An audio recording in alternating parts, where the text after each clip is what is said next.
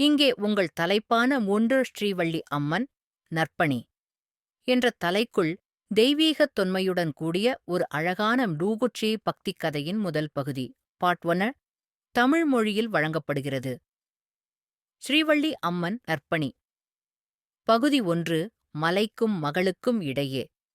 தென்குமரி மலைகளின் அடிவாரத்தில் அமைந்திருந்தது ஒரு சிறிய கிராமம், லாய்ம் வள்ளிவேளூர். அந்த ஊரில் இருந்த ஓஸ்ரீவள்ளி அம்மன் கோவில் மிகவும் புகழ்பெற்றது. தினசரி ஏராளமான பக்தர்கள் அங்கு வந்து அம்மனின் அருளைப் பன்மொழி பெற்றுப் போவார்கள். ஸ்ரீவள்ளி அம்மன் முருகப்பெருமானின் அன்புத் துணைவி. மலைமகளாகப் பிறந்து அன்பும் அருளும் கொண்டவளாக மக்களுக்கு வழிகாட்டும் ஒரு தெய்வமாக வள்ளிவேளூர் மக்களின் நம்பிக்கையாக இருந்தாள்.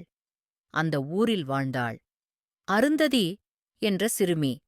பரம்பரை பண்ணைத் தொழிலில் இருந்த குடும்பத்தில் பிறந்தவள் பள்ளிக்கூடத்திற்குப் போவதோடு அம்மனை வழிபட மிகவும் அன்பாக இருந்தாள்.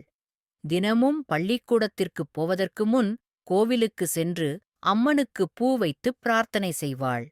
அவள் தினமும் சொல்லும் பாட்டு: வள்ளித்தாயே, என் வழி நீர் நடத்த வேண்டும். உன் பாதம் என் வாழ்க்கையின் ஒளியாக வேண்டும்.